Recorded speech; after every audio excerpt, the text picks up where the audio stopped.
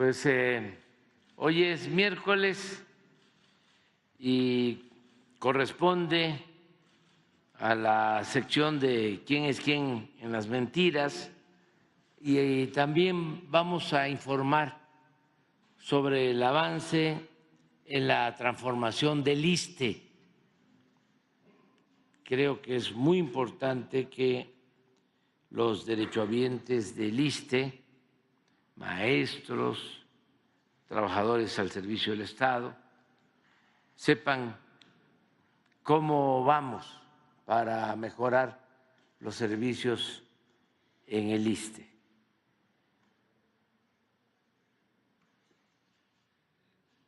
De modo que le damos a Elizabeth la palabra y luego lo del ISSSTE. Con su permiso, señor presidente. Buenos días a todas, a todos. Hoy es 19 de junio del año 2024. Esta es la sección ¿Quiénes quieren las mentiras de la semana? Y vamos a iniciar, porque es falso que la producción de la Comisión Federal de Electricidad se haya reducido en 43% en cuanto a la generación hidroeléctrica. El pasado 9 de junio, ¿y qué creen? Esta vez no fue Reforma quien publicó esta nota falsa. Ya ven que trae una jurada contra la Comisión Federal de Electricidad. Se trata del Economista, aquí lo vemos en pantalla, que publicó una nota titulada «Sequía desplomó 43% generación hidroeléctrica de la CFE en 2023». Pero esto es falso. Hay otra falsedad.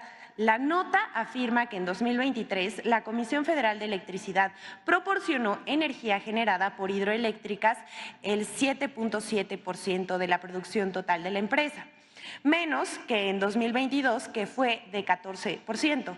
Pero estos datos tampoco son ciertos y vamos a desmentirlos. En 2023, la generación hidroeléctrica de CFE inyectó a la red el 13.34% de la generación de la Comisión Federal de Electricidad.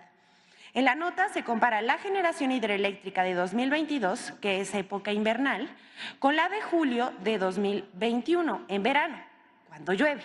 Y las presas turbinan más. La generación hidroeléctrica es estacional, o sea, que no nada más mienten, sino que también publican datos tramposos. Lo que no dicen los medios es que la Comisión Federal de Electricidad, que hoy cuenta con 60 centrales hidroeléctricas que aportan el 22% de la energía que inyecta la empresa del Estado al sistema eléctrico nacional.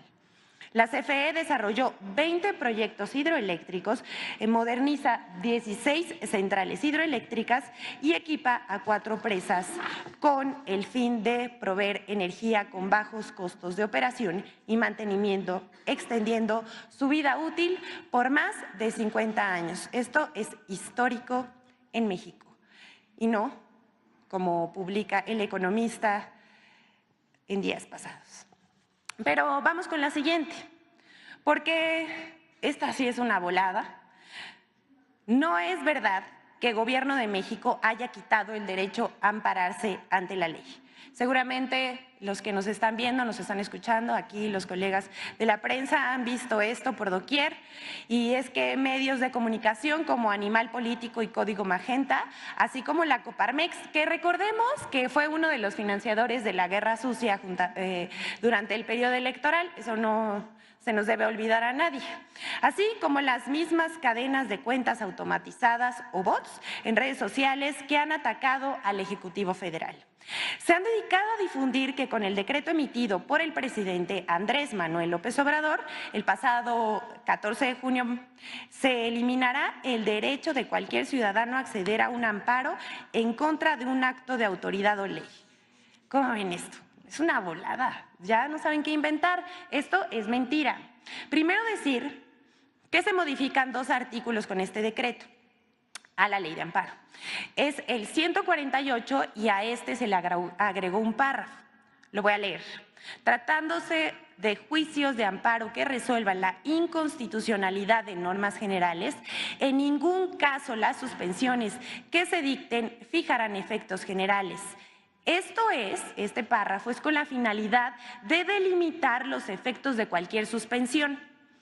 El otro artículo que se reforma es el 129 para acabar con excepciones de la ley. Esto es, este decreto del Ejecutivo Federal se expide por la necesidad de mantener la división de poderes. ¿Y esto por qué?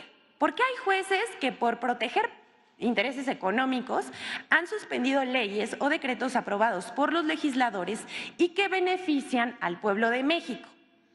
Y ya nada más vamos a dar 3 ejemplos para no dejar. El primero es ver cómo el Poder Judicial invadió las funciones que le competen al Poder Legislativo al suspender la ley de la industria eléctrica y los hidrocarburos para beneficiar a empresas privadas en contra de la Comisión Federal de Electricidad y de Petróleos Mexicanos. El segundo ejemplo es impedir la distribución de libros de texto en perjuicio del derecho a la educación pública y gratuita de niños y niñas. Verdaderamente es indignante pasar por las infancias. Y el tercer ejemplo es que al anular la extinción de fideicomisos del Poder Judicial, aprobada por el Congreso, también estaban invadiendo funciones del Poder Legislativo. ¿Y con qué fin?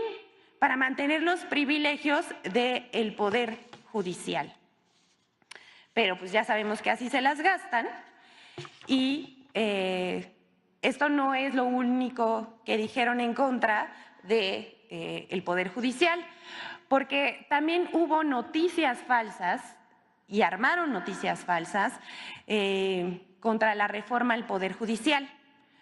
Y esto es que algunos medios de comunicación, políticos, opositores, opinadores de ocasión, no entienden que México ya cambió. Y vamos a dar un ejemplo de esto.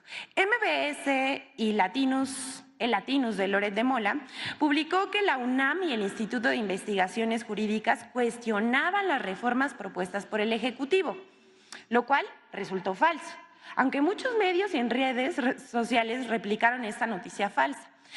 El primero fue Latinus, que publicó el 14 de junio pasado: la reforma judicial es regresiva y provocará un daño mayúsculo, atribuyéndoselo a la UNAM, al Instituto de Investigaciones Jurídicas de la UNAM.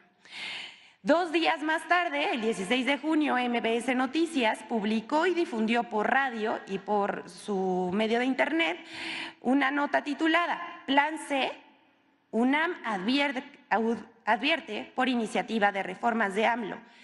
Y dice, es dañina y regresiva, asegura. Esta nota afirma que dichas reformas inciden en la división de poderes y buscan concentrar el poder en la presidencia de la República. Ambas notas adjudican falsamente las declaraciones del Instituto de Jurídicas y a la Universidad Nacional Autónoma de México. La UNAM los desmintió, quedaron, porque el 17 de junio dijo que esto se trata de un libro colectivo publicado por el Instituto de Investigaciones Jurídicas sobre las 20 iniciativas de reforma presentadas por el presidente Andrés Manuel López Obrador. También dijo que lo expresado ahí de ninguna manera representa un posicionamiento de la máxima casa de estudios de México ni de la comunidad universitaria. La UNAM además precisó que los textos publicados reflejan exclusivamente la opinión de sus autores. Se refiere a 2 investigadores que escribieron una crítica a la reforma al Poder Judicial en el capítulo 11 del libro. Sus afirmaciones fueron retomadas por estos medios y por opositores a la reforma. Existe la libertad de investigación, agregamos y repetimos, existe la libertad de investigación y la crítica es bienvenida desde el inicio de la 4ª transformación de la vida pública de México. Pero disfrazar un trabajo académico con la toma de posición de una institución en la vida pública del país sí es actuar con dolo. Pero como ha escrito un célebre columnista cuyo nombre no podemos mencionar, para ellos la verdad es irrelevante. No les importa publicar mentiras. El objetivo de la campaña es atacar, mentir y desprestigiar, ganar la narrativa.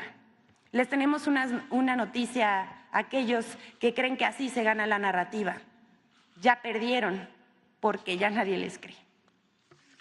Y bueno, vamos ahora a intercambiar. Siempre estamos acostumbrados a que por último pasamos en la colaboración con Infodemia, pero ahora primero vamos a ver, les vamos a presentar esta colaboración de cada semana sobre las mentiras que se han vertido acerca de la reforma al Poder Judicial. Vamos a verlo. La posible aprobación de la reforma al Poder Judicial ha desatado una nueva ola de mentiras contra esta, con 5 líneas falsas de argumentación. 1. La falsa destrucción del Poder Judicial. López Obrador lleva años cantando que quiere destruir a la Suprema Corte y destruir al Poder Judicial para arreglarlo a su antojo. Y que tiene como propósito simplemente descabezar a todo el Poder Judicial. Esto es falso. La reforma no plantea ni la destrucción ni la desaparición del Poder Judicial.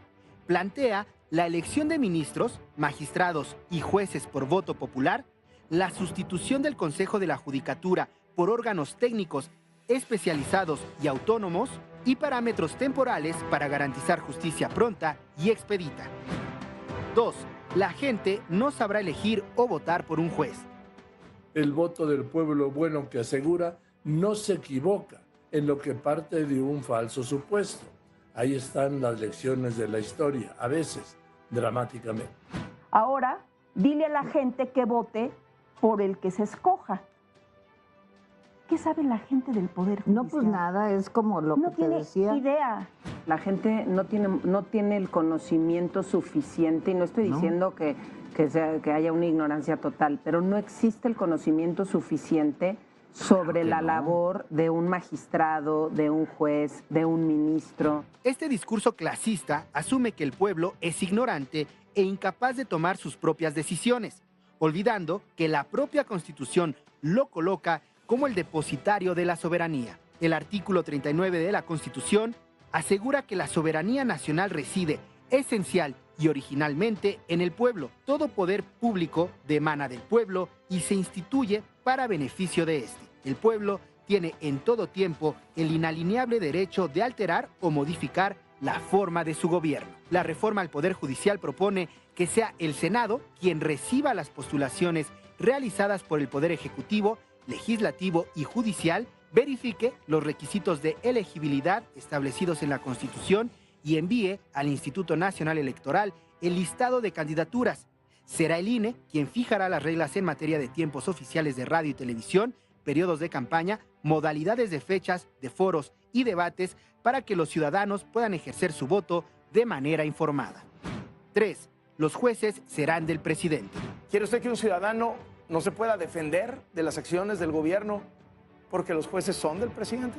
Sí hay una preocupación fundada de la propuesta que hoy se hace en la fórmula para elegir a integrantes de la Suprema Corte, porque se presume como un sesgo en términos del control de Morena y sus aliados. Hay esa preocupación. Esto es falso. La iniciativa propone que sean los ciudadanos quienes elijan a los jueces a través del voto directo. Además, no modifica los requisitos establecidos en el artículo 95 de la Constitución para ser electo ministro de la Suprema Corte de Justicia de la Nación. La iniciativa propone sustituir toda referencia a designación por elección. 4. Los foros serán simulación. La reforma judicial, Morena ya la cantó muy claro. Los foros en el Congreso serán para oír y no para debatir, o sea, simulación. La propuesta para realizar foros sobre la reforma al Poder Judicial busca una amplia discusión y participación que incluya abogados, jueces, magistrados, ministros, trabajadores judiciales, colegios de abogados y escuelas de derecho. 5. La UNAM está en contra de la reforma al Poder Judicial. La Universidad Nacional Autónoma de México aclaró el pasado 17 de junio que el documento elaborado por el Instituto de Investigaciones Jurídicas de la universidad sobre las 20 iniciativas de reforma presentadas por el presidente López Obrador no representa un posicionamiento de la máxima casa de estudios de México, solo reflejan exclusivamente la opinión de los autores. Infodemia. Gracias a la colaboración con Infodemia, Les tenemos malas noticias a estas personas que acaban de opinar falsamente en contra del Poder Judicial y que vimos en este periodo electoral que se la pasaron infantilizando al pueblo de México, diciendo que no podían elegir y después que se engañaron ellos mismos porque se hablaban entre ellos mismos y vieron que perdieron porque la gente ya no les cree ni confía en lo que dicen, pues siguen mintiendo, no aprenden. Y una prueba de eso es que les vamos a presentar 3 encuestas sobre lo que piensa la gente de la reforma al Poder Judicial. La primera es de ENCOL. A la pregunta que realizó esta encuestadora, dice el presidente Andrés Manuel López Obrador y la presidenta electa Claudia Sheinbaum están proponiendo una reforma al Poder Judicial. Antes de que yo lo mencionara, haciendo encuestado, ¿usted estaba enterado de esto?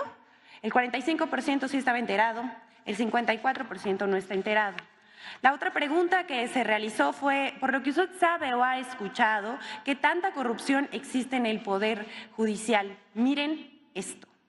61% piensa que todos o la mayoría de los magistrados, jueces, son corruptos, mientras el 35% dice que poquito o nada. La otra pregunta que realizaron fue, ¿cómo cree usted que deben ser elegidos los ministros de la Suprema Corte de Justicia de la Nación? Este dato es arrasador y es muy significativo de cómo piensa el pueblo de México. El 75% dice que deben elegirse por elección popular. La otra pregunta que se realizó fue, ¿y cómo cree usted que deben ser elegidos los magistrados y jueces del Poder Judicial? Arrasador también, 73% dice que por elección popular del pueblo de México. Otra pregunta que realizó ENCOL fue, ¿usted estaría de acuerdo o en desacuerdo con la creación de un órgano independiente al Poder Judicial de la Federación que vigile, investigue y sancione a los ministros, magistrados y jueces que incurran en alguna falta o en actos de corrupción? 85% de los encuestados dijo estar de acuerdo en la creación de este órgano independiente. Otra pregunta que realizó ENCOL fue, por lo que usted sabe o ha escuchado, ¿usted considera necesario que se lleve a cabo una reforma en el Poder Judicial, sí o no? La respuesta en un 83% fue que está de acuerdo con la reforma al Poder Judicial. Otra pregunta dice, ¿usted votaría a favor o en contra de reformar al Poder Judicial? Y 82% contestó que está a favor de esto. Esto no concuerda con lo que dicen los opinadores, ¿no les parece? Otra de las encuestadoras que realizó un sondeo entre los mexicanos fue la de Las Heras y también preguntó si estaba enterado o no de la reforma al Poder Judicial, 49% respondió que no, mientras el 51% que sí. Vamos a repetir las preguntas. ¿Qué tanta corrupción existe en el Poder Judicial? Preguntó de Las Heras y el 58% piensa que los ministros, magistrados y jueces son corruptos.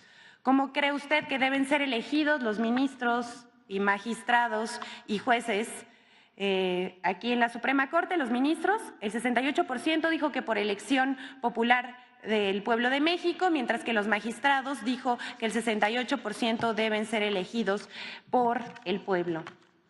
A la pregunta de si usted estaría de acuerdo o en desacuerdo con la creación de un órgano independiente al Poder Judicial de la Federación que vigile, investigue y sancione a los ministros, magistrados y jueces que incurran en alguna falta de corrupción, el 87% le respondió al de Las Heras que está de acuerdo en la creación de este órgano independiente. Urge este órgano independiente. Y por lo que usted sabe o ha escuchado, ¿usted considera necesario que se lleve a cabo una reforma al Poder Judicial? El 77% respondió que sí, mientras el 14% que no. Le preguntaron también de Las Heras si de Las Heras al pueblo de México, a los encuestados, si en sus manos estuviera votar para que se llevara a cabo una reforma al Poder Judicial, ¿usted votaría a favor o en contra de que se llevara a cabo? Otra vez, el 81% estuvo a favor.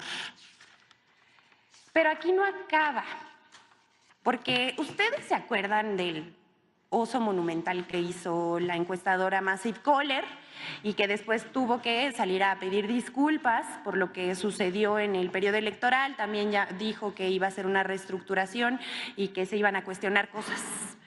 Bueno, pues hasta Massive Caller, de no creerse, hasta esta encuestadora que falló en la pasada elección y que, bueno, hasta ellos mismos aceptaron que manipularon los resultados, publicó una encuesta que resultó muy reveladora porque coincide con las anteriores. Al parecer ya están reivindicando el camino, pero no sabemos, hay que darles el beneficio de la duda nomás. Y entonces ellos preguntaron si estaban de acuerdo o en desacuerdo que los jueces y magistrados sean electos por voto popular. El 60% dijo que sí, mientras el 39.8% que no. La última pregunta que vamos a presentar en esta sección es igual, de Massive Caller. Considera que los candidatos a jueces electos por voto popular deben primero pasar por estrictos exámenes actuales y ellos podrán ser candidatos, o que cualquier abogado debe ser candidato. Esta pregunta tuvo el 89% de que sí deben someterse a examen, y mientras el 10% dijo que cualquier abogado. Miren, aquí se los dejamos porque es evidente que la mayoría de la gente está a favor de la elección del voto popular del pueblo de México hacia los jueces, magistrados y ministros de la Suprema Corte de Justicia de la Nación. Es cuanto, señor presidente. Muchas gracias.